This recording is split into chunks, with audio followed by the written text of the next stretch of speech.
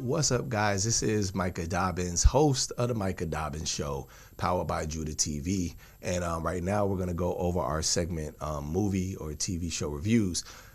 This is interesting. A little perplexed about today's coverage. I'm going to go ahead and share it with you guys and tell you why. But let me go ahead and put the image on the screen. So today's movie review, what makes this different is this is the first movie review that I've done of a film that I haven't seen.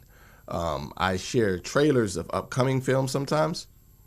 So I guess that one other exception would have been a film that hadn't been released yet at the time I was trying to bring attention to, but eventually it did get released and became a big blockbuster hit.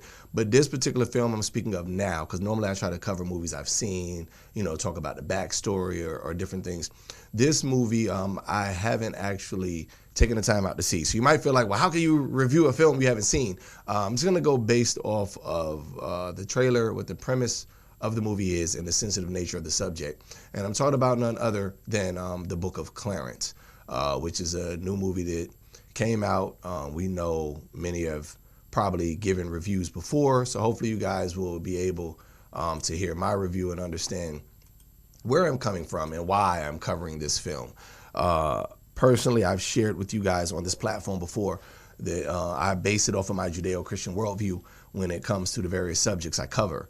I'm, obviously a pastor or associate pastor of a church and a minister, as well as one who works in the field. So the reason why we're going to be talking about the Book of Clarence today is because just based off the tone of the film, when you look at the trailer, based off the song that is used for the trailer, it appears to be a blasphemous offering by those from the Jay-Z camp. Now, for those who may be upset at that or offended at that, I'm going to go ahead and present my case as far as Mr. Jay-Z as it pertains to things of the faith and why I believe this movie is just yet another attempt to create a mockery even of the church. And regardless of whatever he claims his intentions are, it is what it is, as they say, in the hood. So let me just put it out there.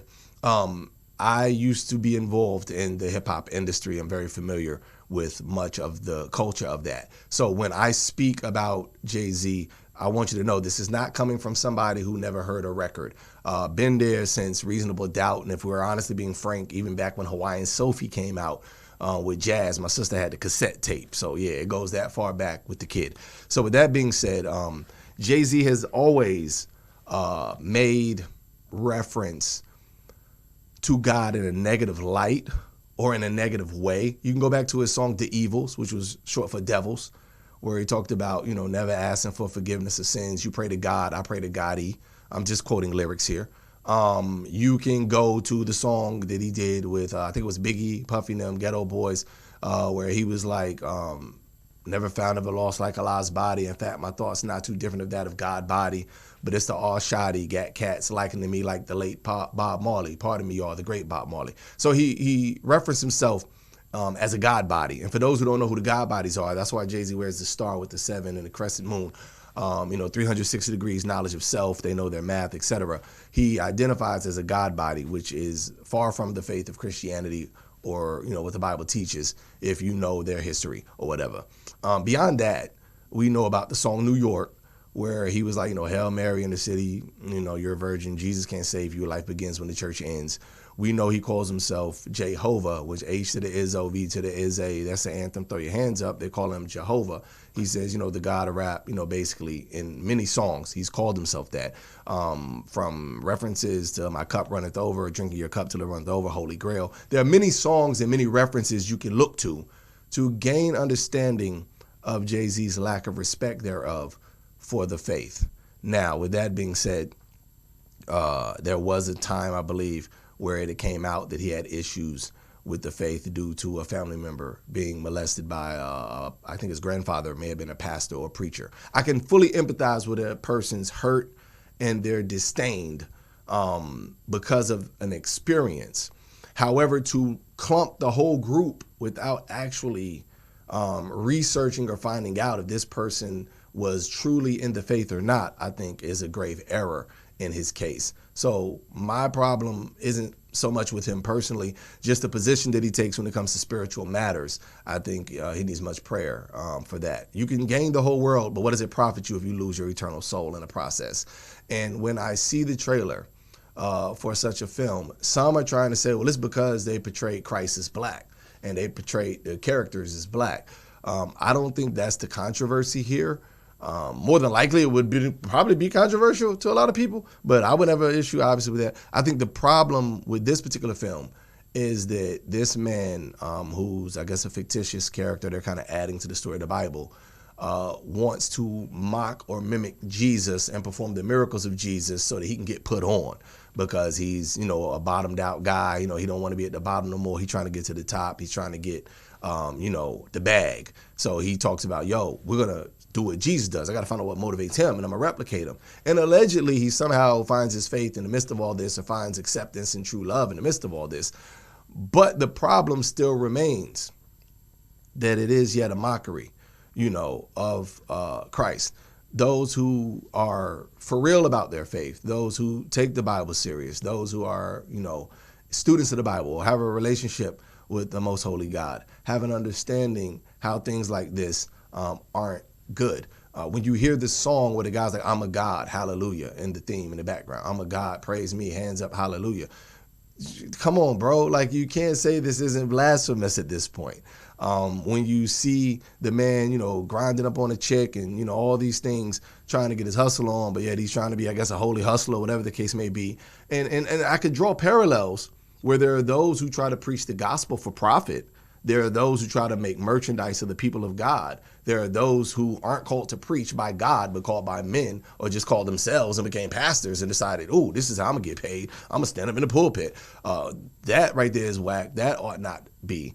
And I think people should educate themselves on those who are truly of the faith and those that are charlatans, clearly not of the faith, in it for the money, for the bag, and that you should avoid such. And I'm not just saying that as just the show host or whatever. I'm just giving my honest to God opinion on this matter in particular because it hits so close to home. There are preachers who, stand for the faith, who give their life. There are faith-based films that try to shine the light on the gospel and the beauty of being a Christian and expose the working of Satan. And that is something that I would put my money into. That is something that I would be willing to go watch and invest in. But I'm not going to invest in a film that clearly makes a mockery of my faith, uses music that goes against my Christian value, and, expects me to support it just because, Jay-Z and his camp put their name on it. You guys would do well to vote with your feet by not going and seeing the film, by not renting or even watching the film or giving credence to such a film.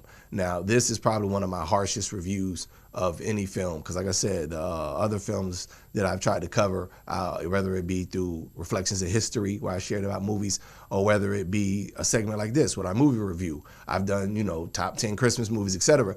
All of those aside, this has probably been one of the most vexing for me personally because of the nature of the content. We take our faith serious, and I think it's time for those who truly are under the name of Christ, under the banner of Christ, to stand up and be counted and let it be known that we're not going to tolerate this type of foolishness any longer. Should there be somebody out there that wants to produce a faith-based film and decided on these people of color, I have no qualm with you whatsoever. That is not the issue of the review here. The issue is the nature and the direction that the film appears to go in, according to the trailer, and from the little bit that I have gathered from it, from the promotional materials, it appears to be more of a mockery and just kind of borrowing the Christian faith on its way through. But I just wanted to go ahead and get my review on that. This is Micah Dobbins, host of the Micah Dobbins Show. You can leave your comment below if you're watching this on various social media platforms, and I will try to get back to them as time permits. Thank you, guys. Don't forget to check out our other content that we have as well.